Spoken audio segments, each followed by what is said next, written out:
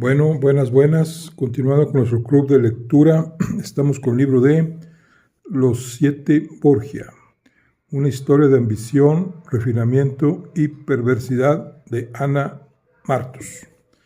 Y vamos a iniciar el capítulo 7, donde nos habla de Donna Lucrecia, duquesa de Ferrara, la tal Lucrecia Borgia. Vamos a ver qué nos dice este capítulo 7 de la Lucrecia Borgia. Dice, de todos los personajes de la familia Borgia, sin duda el que mayor morbo ha despertado en la historia ha sido Lucrecia.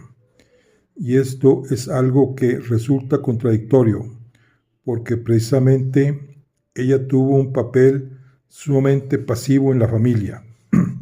Como todas las mujeres de su tiempo y de siempre, hasta que las mujeres consiguieron ser consideradas personas y no objetos de intercambio, Lucrecia fue una prenda de paz y alianza para su familia, igual que lo fueron sus cuñadas Sancha de Aragón, casada con un adolescente pasivo e incapaz de satisfacerla, Carlota de Albret, casada con un joven impetuoso al que dejó de ver unos días tras su boda, y María Enríquez, que pasó de un hermano a otro como parte de la herencia.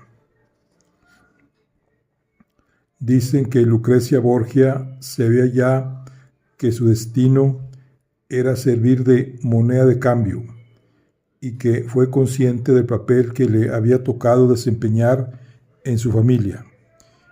Igualmente lo supieron las demás, desde las hijas de los reyes católicos hasta aquella Claudia de Francia, prometida desde la cuna a Carlos V, con el que, por cierto, nunca llegó a casarse.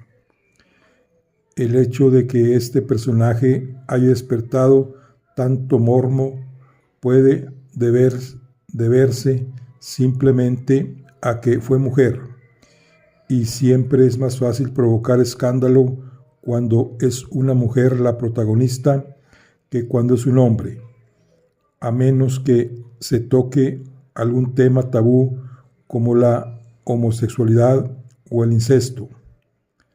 La cultura ha impuesto mayor número de tabúes a la mujer que al varón, y eso la hace más vulnerable al escándalo y al morbo. La misma María Antonieta fue acusada en su día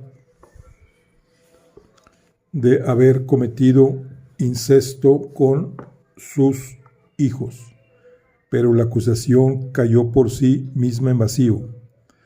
Nadie pudo creer semejante monstruosidad, o probablemente no la recogieron novelistas ni autores teatrales que hicieran pública y notoria tan perversa situación. Sin tener arte ni parte, tuvo muchos enemigos, empezando por su frustrado y humillado primer marido, Juan Galeazzo Sforza, que se negó a demostrar su virilidad ante un tribunal, siguiendo por los numerosos rivales envidiosos de aquella familia de Pavernos, llegados del reino de Aragón a Roma para elevarse sobre los linajes más poderosos de Italia, y terminando por los autores teatrales que vieron en ella la posibilidad de medrar escribiendo espantos que representar en los escenarios. Uno de ellos fue Víctor Hugo y otro Alejandro Dumas. Carne de folletín. El siglo XIX comprendió una etapa llamada romanticismo, en la que se pusieron de moda, entre otras cosas, los folletines. Muchos editores se enriquecieron imprimiendo por entregas una serie de novelones lacrimógenos que tuvieron en jaque a una buena parte de la sociedad, para quien lo único que llegó a importar fue la edición de la siguiente entrega. Incluso se llegó a hablar de enfermos que se negaban a morir hasta haber conseguido enterarse del final de la novela de turno.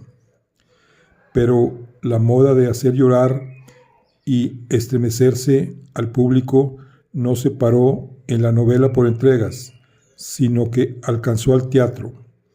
Era preciso que la gente temblara, se excitara, rugiera, gritara y realizara una completa catarsis de sus más bajas pasiones, como señaló en su día Aristóteles, y para llegar a ese punto de tensión era preciso estimularle con escenas realmente infernales.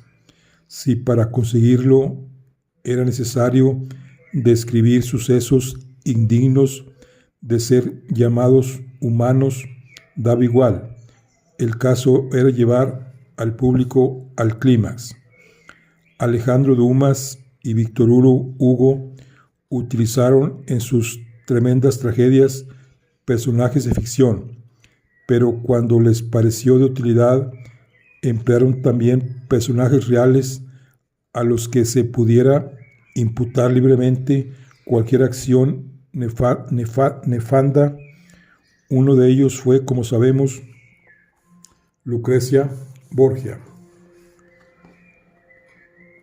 También es Lucrecia el personaje de la familia Borgia de quien más se ha escrito, no solamente obras infamantes, sino novelas románticas, novelas históricas, novelas que hablan de una mujer joven y bella que gustó las mieles del amor y sufrió las amarguras de un destino más cruel que benévolo. En el siglo XIX, mientras Dumas y Hugo aprovechaban el tirón morboso de los folletines, tres historiadores, el inglés Guillermo Roscoe, el italiano José Campori y el alemán Fernando Gregorovius, publicaron sendas historias muy diferentes, en las que Lucrecia Borgia aparecía no como un monstruo de maldad que envenenaba a sus propios hijos y se acostaba con su padre y sus hermanos, sino como una mujer renacentista, amable, tierna y delicada, víctima inocente de los juegos políticos de su familia. Un siglo después, el historiador norteamericano Guillermo Walsh dijo de ella que fue una de las mujeres más virtuosas de su tiempo, y ser virtuosa de su tiempo debía de tener un gran mérito, dadas las condiciones ambientales que describimos en los capítulos anteriores. Ser virtuosa, desde luego, no excluía la coquetería ni la frivolidad. Se cuenta de un rizo dorado procedente de la cabellera de Lucrecia Borgia que, conservado durante siglos en la biblioteca de Milán, provocó ensueños románticos en Lord Byron. Por más que el soñador nunca debió de saber que dona Lucrecia, como la mayoría de las damas de su época y también numerosos caballeros, se teñían el pelo.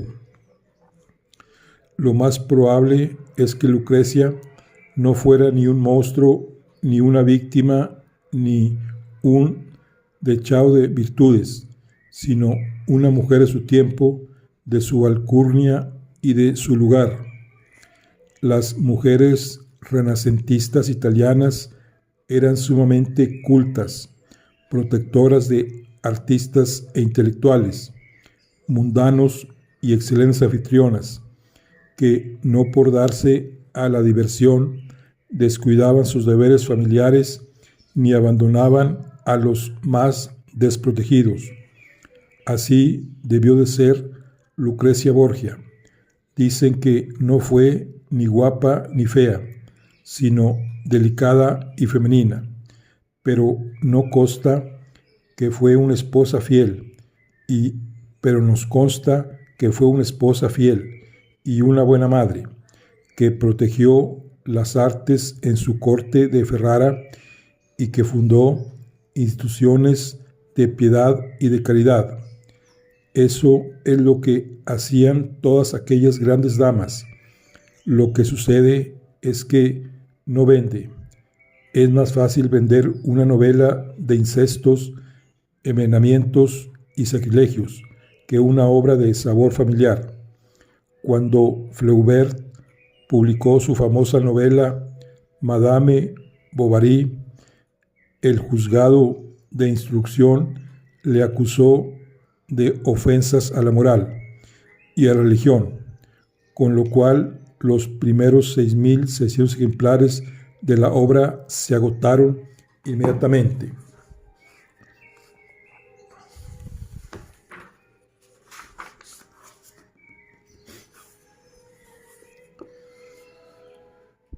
Sabemos sobradamente que Lucrecia Borgia no ha sido la única mujer de la historia a quien han juzgado y condenado o absuelto, según la ideología del historiador, escritor o cronista, que se ha erigido en juez. No hay más que leer los denuestos que Víctor Hugo dedicó a Catalina la Grande, o los que Michelet escribió sobre María Estuardo, para comprender lo difícil que es ser mujer y despuntar en la historia sin críticas destructivas. Estas dos grandes reinas fueron tachadas respectivamente de prostituta y ninfómana por el mero hecho de hacer lo mismo que hacían todos los hombres de su rango, es decir, tener amantes y reclamar derechos conyugales. Anteriormente mencionamos a Catalina Sforza, la que fue tachada de unos de virago cruelísimo, por otros de diableza, y que bien pudo ser simplemente una mujer fuera de su época. Crueles y feroces,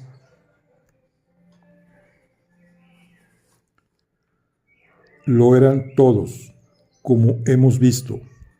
Han dicho que Catalina trató de envenenar al Papa Borgia, porque muerto el padre, el hijo cesaría en sus avances. César Borgia era efectivamente una amenaza para esta dama férrea, señora de Imola y Forlì, pues avanzaba implacable, conquistando una ciudad tras otra y anexionándolas a un estado que estaba creando dentro de los territorios de la Iglesia, pero para sí mismo, un estado dinástico que respetase al Papa pero que se mantuviese independiente. Nadie llegó a saber cuáles hubieran sido los límites de ese estado, pues el principal actor murió, como vimos, antes de consolidarlo. Por defender su ciudad y su libertad con las mismas armas con las que las hubiera defendido un hombre, han llamado a Catalina Sforza virago cruelísima y demonio encarnado, pero un cronista veneciano dijo de ella que tenía grandísimo ánimo y enorme corazón. Es natural, seguramente los amigos y valedores de los Borgia la han tachado de marimacho y sus enemigos, como los venecianos, de mujer grande. Algo así sucedió con Jezabel, un demonio para la Biblia y una mujer admirable para muchos historiadores. No tenemos más que echar un vistazo a la historia y recoger las vidas de mujeres que hayan sido célebres, no precisamente por las cualidades que los hombres han señalado como típicamente femeninas, candor, belleza, discreción, etc., sino por cualidades que los mismos han considerado masculinas: fuerza, arrojo, inteligencia, arrogancia, pasión por la vida, para comprobar que rara es aquella a la que los historiadores no han tachado de perversa, promiscua, prostituta o marimacho. El siglo XXI se está ocupando de modificar este halo de maldad que los antiguos colocaron tras muchas mujeres destacadas como Catalina la Grande o Cleopatra. Por tanto, las personas que configuran la historia han sido buenas o malas, según el escritor o historiador. En el caso de los Borgia, la mayoría de los españoles los defienden, mientras que los italianos y sobre todo los franceses les acusan de todas las perversiones y maldades posibles. Los que justifican a uno tienen que denigrar a sus enemigos y viceversa. Hay que elegir entre César Borgia o Catalina Sforza. Algunos aseguran que fueron tal para cual. Lo cierto es que vende más la historia del arremangamiento de faldas de una virago cruel y demoníaco que la defensa denodada de una fortaleza. En cuanto a que Lucrecia Borgia fuera víctima de los enredos políticos de su familia, también lo fueron. Como ya hemos dicho, todas las demás seguramente fueron muchos más víctimas que ella: Juana la Loca y Catalina de Aragón, hijas de los reyes católicos. Al menos tuvieron un final mucho más desgraciado que nuestra Lucrecia. Su retrato. El aspecto físico de Lucrecia Borgia nos resulta desconocido. Tal es la leyenda que la envuelve, que se le han imputado retratos diversos que la hicieran aparecer bella y angelical, posiblemente para mayor contraste con su leyenda negra, o también, ¿por qué no?, para contrarrestar precisamente esa leyenda. Su retrato.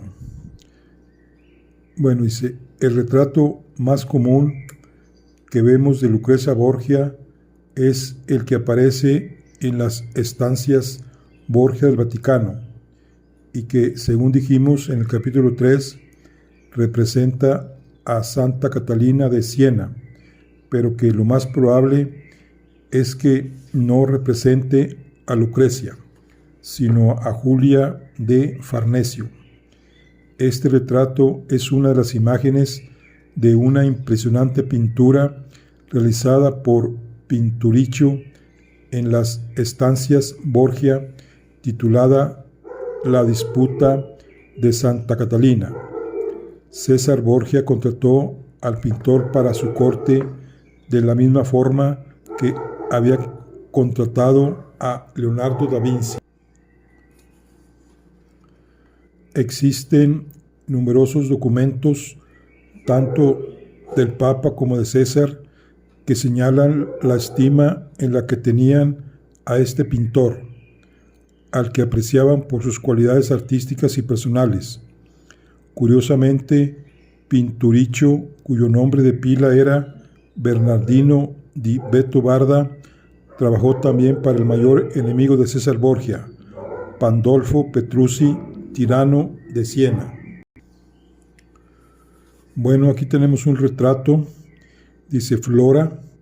Este retrato de una dama de Ferrara fue pintada por Bartolomé Veneto y es otra de los atribuidos a Lucrecia Borgia. Al poco tiempo de ser elegido Papa, Alejandro VI le encargó la decoración de estas 5 cámaras abovedadas que muestran numerosas escenas alegóricas en los espacios que quedan entre los arcos, aludiendo a los temas que decoran las paredes.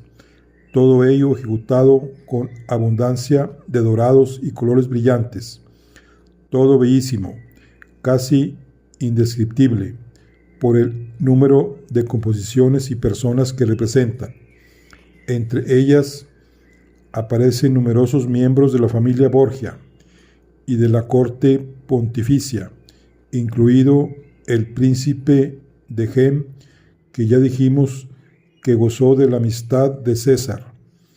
En el cuadro de Santa Catalina se ha interpretado que la modelo era Lucrecia Borgia y el de su asesino, el emperador Maximino Daía, su hermano César. Otras fuentes señalan que Juan de Gandía sirvió de modelo para Máximo Daía, César para el turco y Lucrecia para Santa Catalina. Hay interpretaciones para todos los gustos, pero no es fácil que los hijos del Papa sirvieran de modelos para aquella pintura, porque en la fecha en que la realizó el Pinturicchio eran adolescentes. Otro de los retratos atribuidos a Lucrecia es el de Flora, pintada por Bartolomé Veneto, cuando a quien en realidad representa es a una joven desconocida de la corte de Ferrara, pero esta jovencita que se arregla para una fiesta a la que sobran los estorbos de la moral, nada tiene que ver con Dona Lucrecia, la duquesa de que vivió como gran dama, esposa y madre en la corte de Ferrara. El cuerpo adolescente de Flora nada tiene que ver con la duquesa de madre de varios hijos en aquella época. Para ella, para la duquesa de madre de varios hijos, casada 3 veces y señora de Ferrara, pintó Dosso Dossi, un cuadro más acorde, Santa Lucrecia, en la misma época en la que Ariosto la alababa por sus virtudes.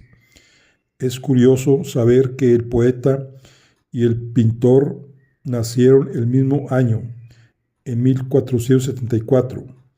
Este cuadro se encuentra en la Fundación Cres de Nueva York, pero no nos consta que la modelo haya sido Lucrecia Borgia. Solamente hay que señalar la coincidencia del cuadro, el tema y la posición de Dona Lucrecia de Ferrara. Dosso Dossi fue pintor de cámara de los y retrató a Hércules I, suegro de Lucrecia. Según parece, el retrato más fidedigno de Dona Lucrecia es una copia de Bartolomé Veneto, que se guarda en el Museo de Bellas Artes de Nimes. No tiene nada que ver con la Santa Catalina de Pinturicchio ni con la Flora de Veneto. Aquí tenemos otro cuadro que dice que parece ser el retrato más fidedigno de Lucrecia Borgia. No tiene nada que ver con el mismísimo de Santa Catalina ni con la despreocupación moral de Flora. Bueno, aquí está Lucrecia Borgia. Bueno. Prenda de paz. Muchos autores opinan que Lucrecia Borgia fue víctima de los enredos políticos de su familia. Más bien, parece que fue víctima de un destino despiadado o de lo que vulgarmente se llama mala suerte.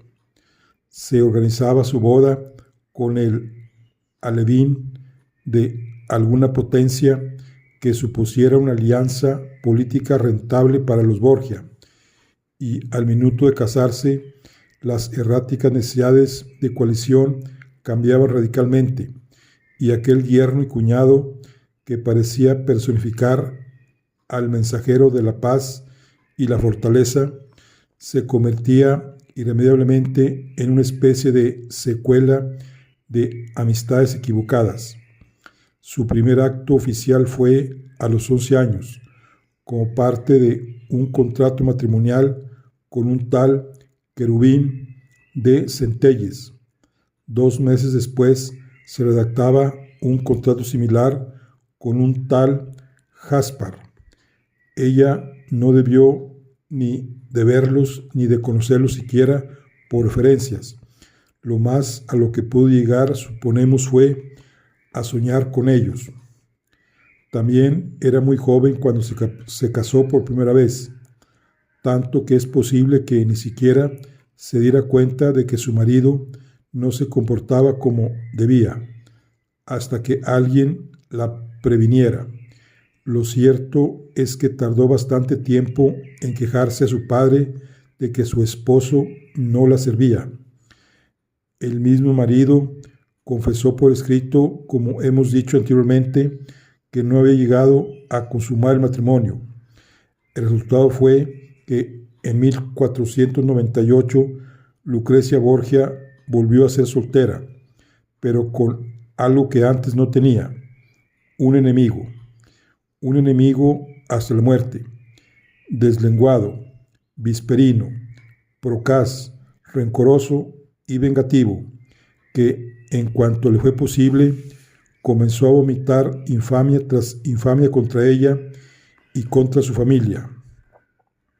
Esto descarta la idea de que el Sforcino no consumara su matrimonio para poder separarse de su mujer cuando la alianza de Milán con los Borgia perdiera interés. Los Sforza eran una dinastía fundada por el hijo de un soldado de fortuna, un capitán llamado Mucio Attendolo, a quien pusieron el sobrenombre de Sforza por su fuerza descomunal. Su hijo, Francisco Sforza, fue padre de Galeso María y de Ludovico. Como Galeso María era el mayor, heredó el ducado de Milán a la muerte de su padre, pero murió muy pronto, y su ambicioso hermano Ludovico no pudo heredarle porque ya había un heredero joven, un niño de solo 7 años, pero vivo y con derechos.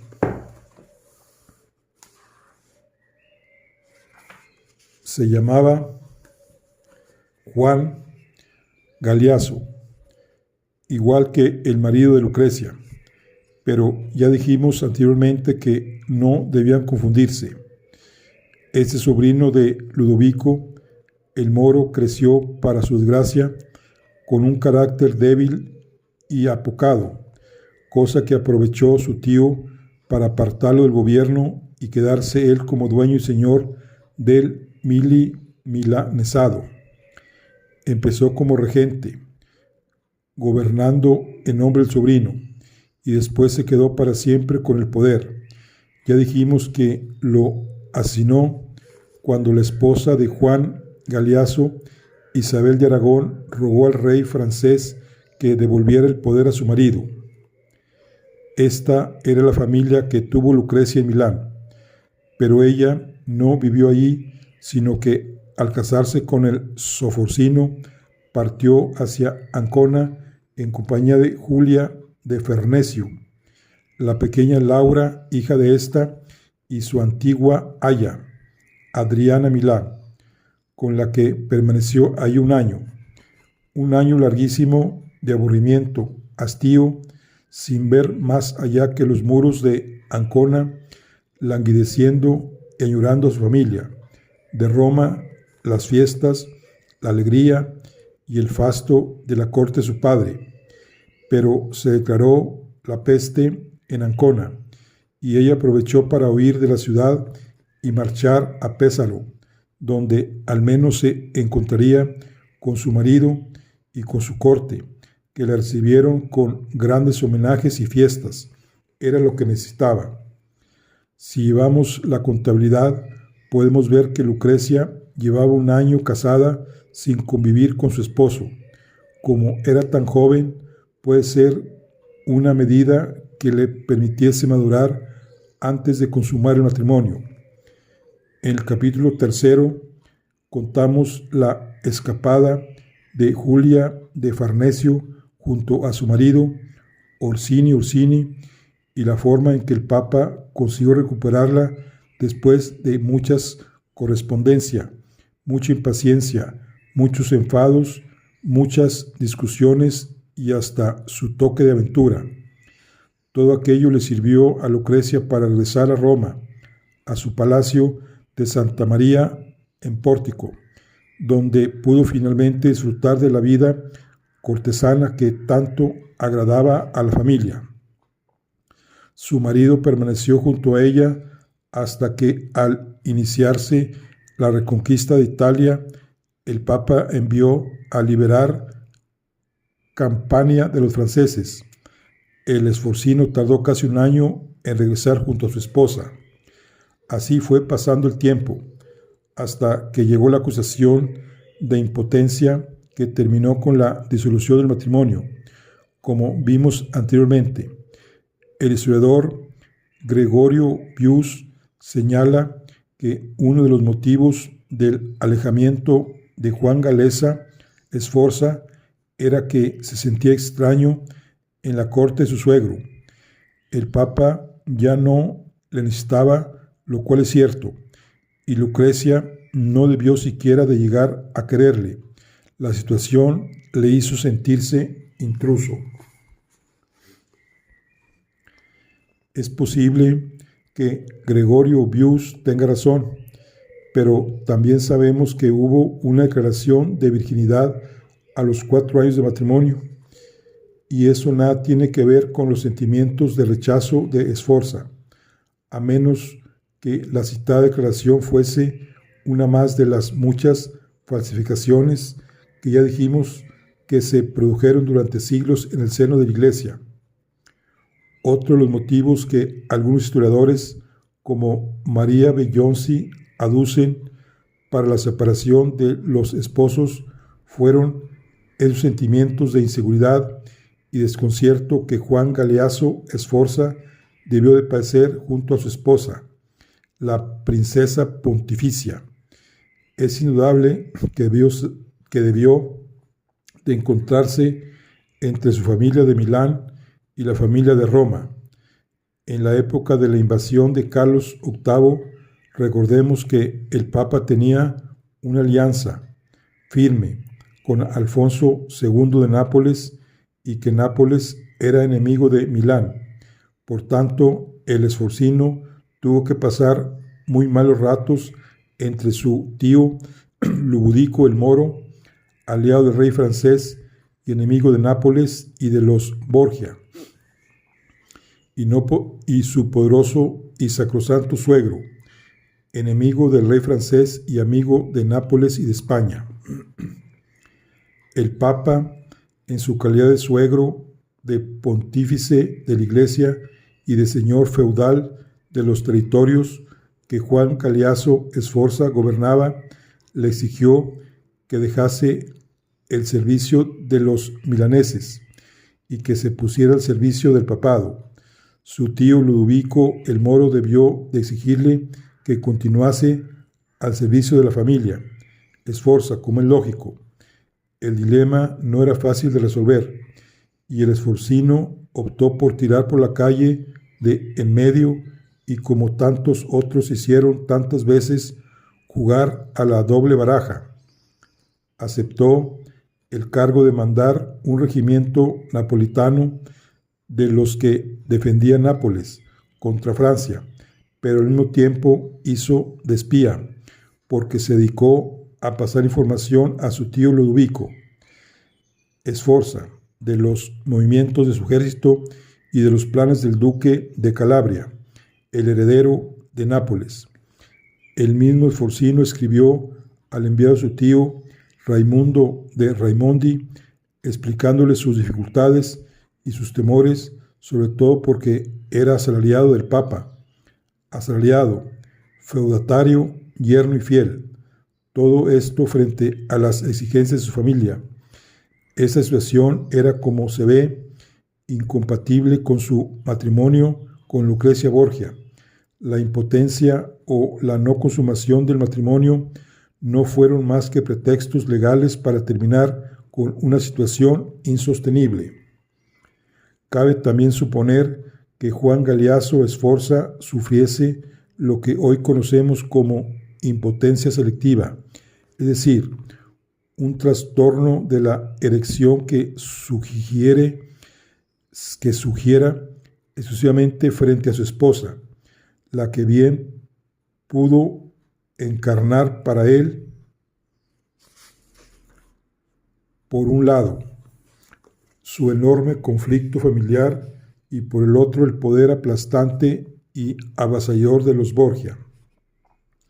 Soltera y princesa pontificia, ya dijimos que Lucrecia tuvo muchos pretendientes: el duque de Gravina, el príncipe de Salerno, Federico de Nápoles y algún otro la pidieron para algún miembro de su familia, pero el candidato perfecto fue Alonso de Aragón, hermano de Sancha, para anudar un doble lazo con Nápoles, y porque ambos jóvenes se entendieron a la perfección desde el principio.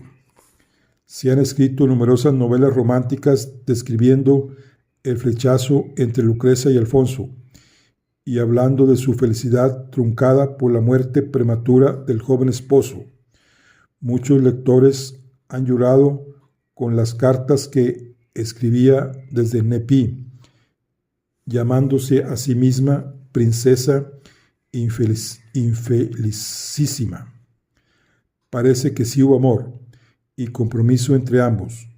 Él era sano, deportista y de hermosa apariencia, y además poseía feudos en Salermo y Apulia.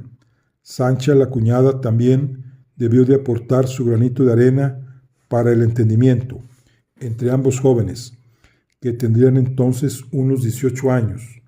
A su boda, que se celebró el 21 de julio de 1498, acudieron reconciliados algunos enemigos mutuos o de la familia, los Orsini, los Colonna y el cardenal Sforza. Aquel año, en 1498, también estuvo repleto de situaciones políticas. Recordemos que en él ese año murió Carlos VIII de Francia, enemigo del Papa, y subió al trono Luis XII, con el que la familia estableció una fuerte alianza.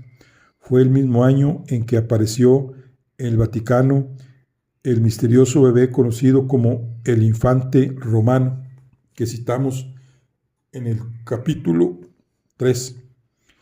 La alianza entre el rey de Francia y el Papa se produjo al poco tiempo del matrimonio entre Lucrecia y Alfonso, y paradójicamente uno de los puntos del pacto consistió en el apoyo de Alejandro VI y César Borgia al rey francés para la invasión de Nápoles, y Alfonso era hijo natural del rey de Nápoles.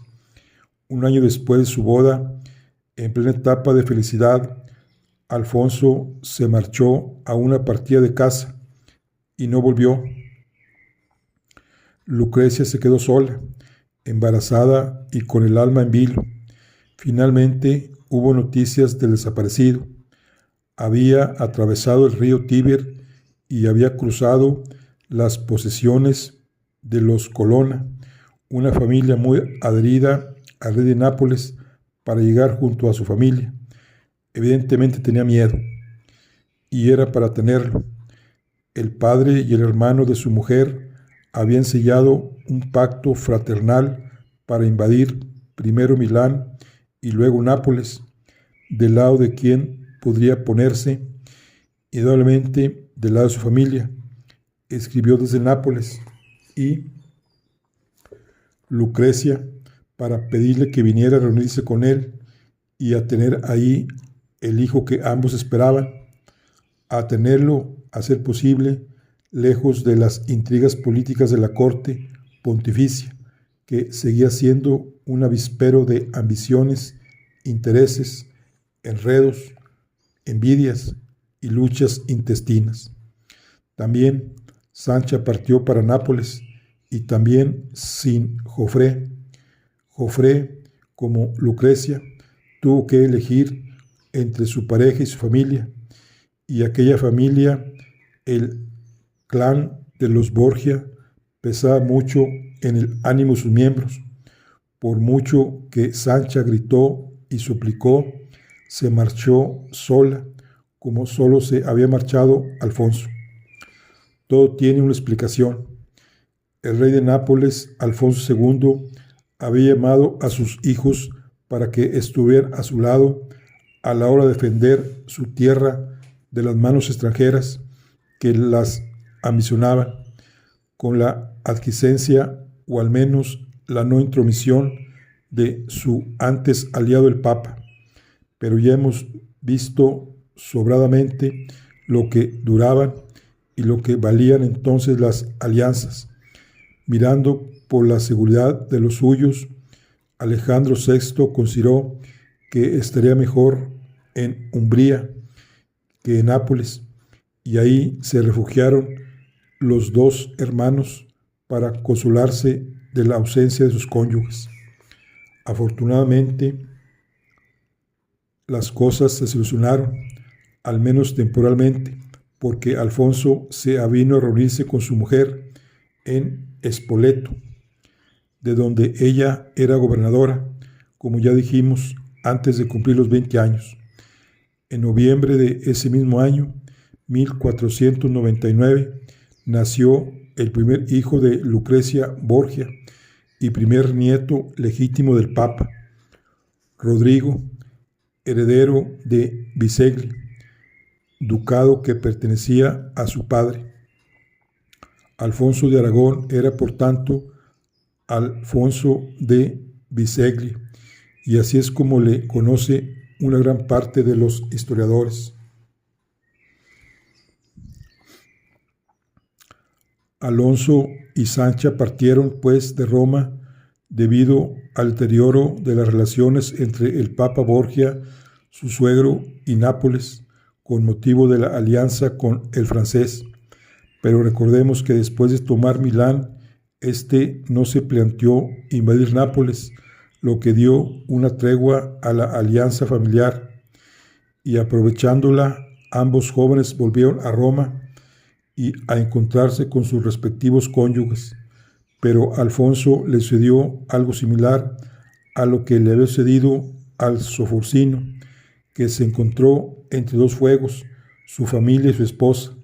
Recordemos la anulación del matrimonio de Beatriz de Aragón, a la que el Papa accedió a petición del rey Ladislao de Hungría. Parece que Alfonso se pronunció a favor de su tía y que criticó abiertamente a su suegro por la injusta decisión. Sin embargo, hubo tregua, porque los Borgia siempre tendieron a la amistad con Nápoles, puesto que al fin y al cabo se trataba de españoles del Reino de Aragón, y el Papa se dividía entre España, su país de origen, y Francia, su país aliado.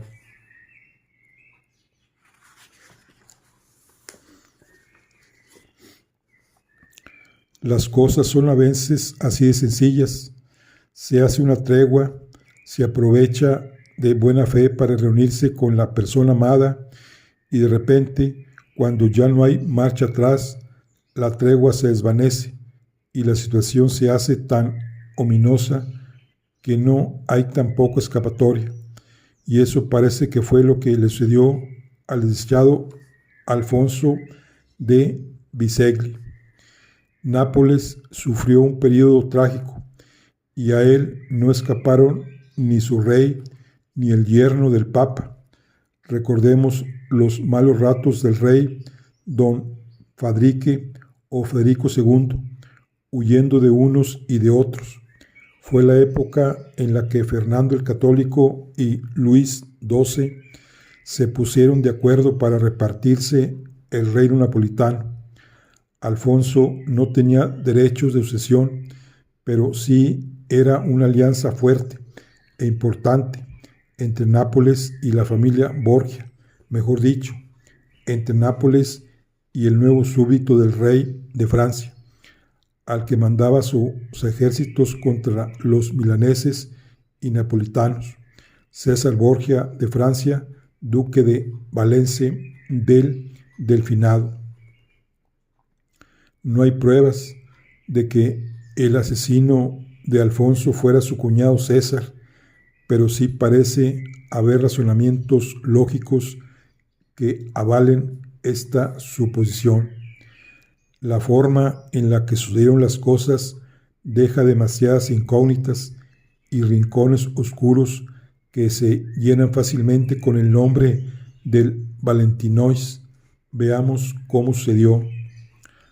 Alfonso había cenado aquella noche de julio de 1500 con su suegro, el Papa, y regresó a su palacio con su acompañante, Tomás Albanese.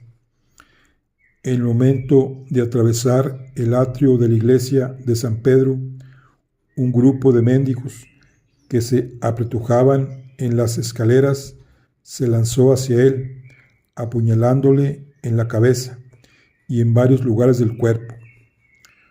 Un atentado aparentemente muy similar al de Juan de Gandía. De noche, al regreso de una cena familiar, un apuñalamiento y una huida rápida. En aquel caso, al menos, la guardia pontificia pudo ver al grupo de mendigos o aparentes mendigos, aunque no les fue posible alcanzarlos, porque tenían quien les guardara la espalda, un grupo a caballo. Fue un ataque similar a los que se ejecutan actualmente para atracar un banco, en que unos bandidos realizan el atraco con armas y otros les esperan a la puerta con un vehículo en marcha. Llevaron inmediatamente al herido al Vaticano, entre voces, lamentos y llamadas a la esposa y a la hermana, que acudieron raudas.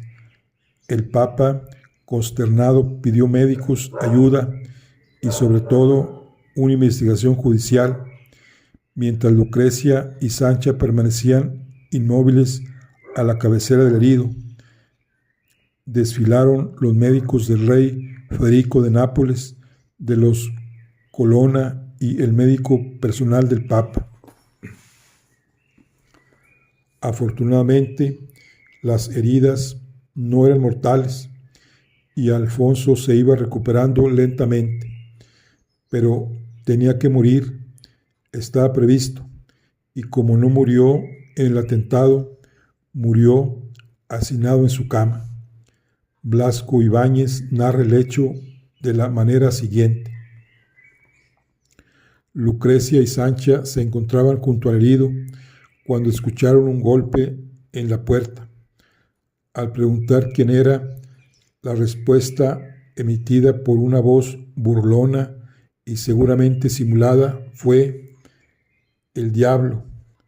Antes de que pudieran reaccionar, la puerta se abrió bruscamente y un grupo de hombres enmascarados entraron en la alcoba.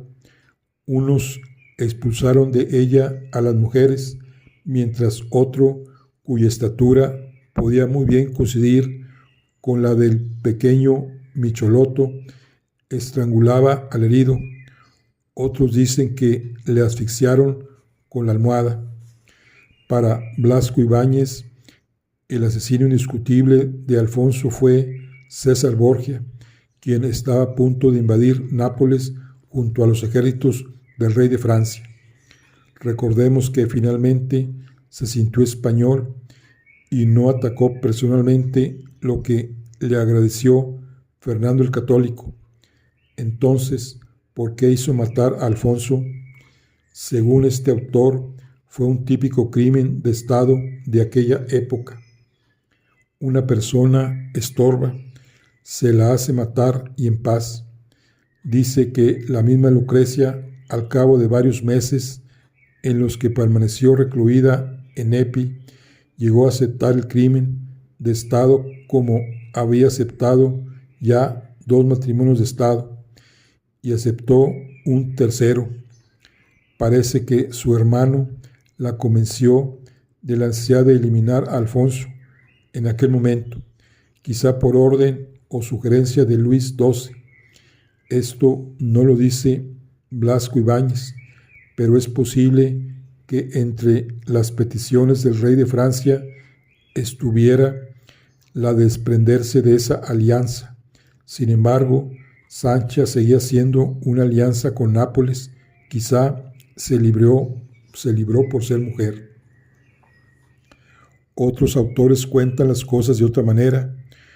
Uno de los cronistas que mayores espantos han escrito acerca de la familia Borgia, Burchard, no cita a César entre los posibles asesinos de Alfonso de Bisegli. Burchard era maestro de ceremonias en la corte papal y contemplaba los sucesos a mayor o menor distancia, pero al menos fue coetáneo de los Borgia. Otro coetáneo que tampoco los acusó fue el mismo rey de Nápoles, tío del muerto Federico II. El embajador veneciano Polo Capello aseguró que César Borgia le había confesado que mató a su cuñado en defensa propia, porque éste, que ya se había recuperado bastante de sus heridas, había intentado matarle, seguramente al saber que iba a participar en la invasión de Nápoles o por creer que había ordenado el apuñalamiento que sufrió en las escaleras de San Pedro. Cuenta que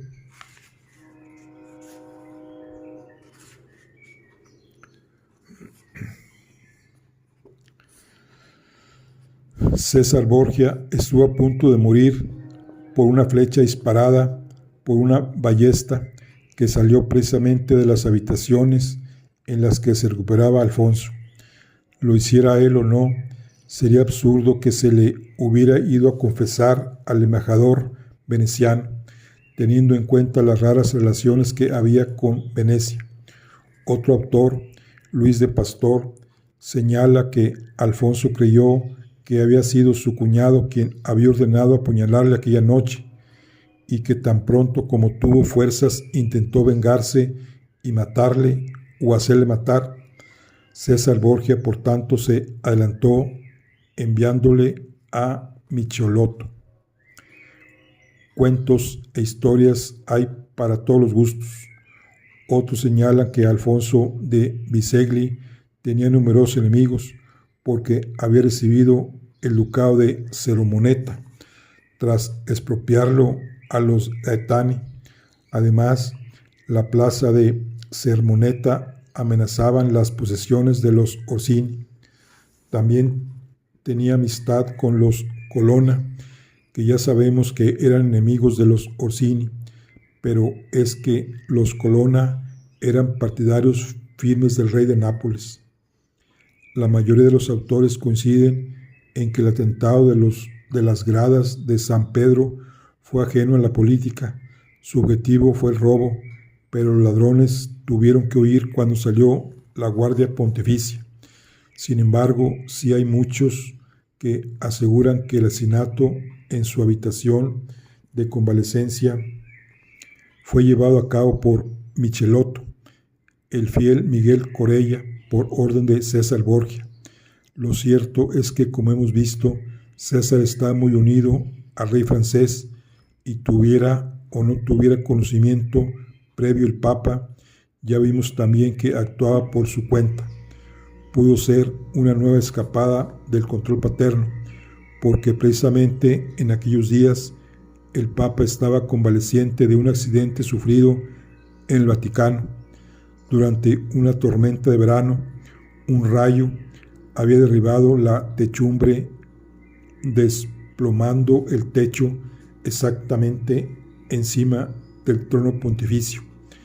El Papa se había salvado de milagro cuando todos creyeron que había muerto. es posible que César tomárase la decisión de eliminar a su cuñado, si es que en realidad la tomó mientras su padre convalecía y no se hallaba todavía en disposición de tomar las riendas. Precisamente por eso Alfonso cenó con su esposa y su hermana en casa de su suegro, ya que ambos permanecían junto a él para atenderle. Lo que sí es cierto es que a todos les vino muy bien que Lucrecia ya no estuviera casada con Alfonso de Bisceglie y que el único lazo que quedara con el reino de Nápoles fuera Sancha, al fin y al cabo una mujer, y una mujer ajena completamente a la política y a los juegos diplomáticos. Ella lo único que quiso siempre fue divertirse. Aquí tenemos un retrato que es Hércules de Este, duque de Ferrara. Fue el tercer suegro de Lucrecia Borgia.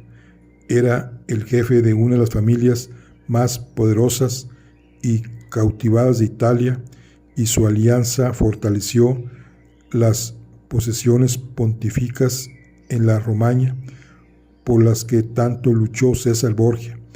Este retrato fue pintado por Dosa Docesi. Bueno, Hércules el Este.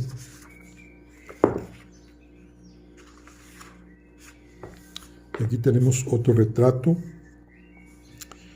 Isabel de Este fue cuñada de Lucrecia Borgia y esposa del duque de Mantua. Tiziana la retrató con el vestido que llevó el día de su boda, cuando tenía 22 años. Bueno, ya para concluir, dice, también es cierto que un año más tarde Lucrecia aceptó un tercer matrimonio, aquella vez con Alfonso de Este, heredero del duque de Ferrara. Hay quien dice que ella misma presentó al Papa esta posibilidad. No olvidemos que el Papa tenía 70 años en aquellas fechas y que era necesario asegurarse la tranquilidad de su muerte. También sabemos que el carácter de dona Lucrecia era opuesto totalmente al de su hermano César. Ella era pasiva, blanda, se dejaba llevar y aceptaba las cosas como venían o como se las ofrecían los suyos. Lo que sí parece cierto es que las negociaciones que se llevaban a cabo para aquella boda constituyó todo un tratado de diplomacia. Bueno, pero esto lo vamos a ver en nuestro siguiente charla, de esta novela. Bueno, aquí concluimos lo que es nuestro club de lectura el día de hoy. Nos vemos en la siguiente. Hasta luego.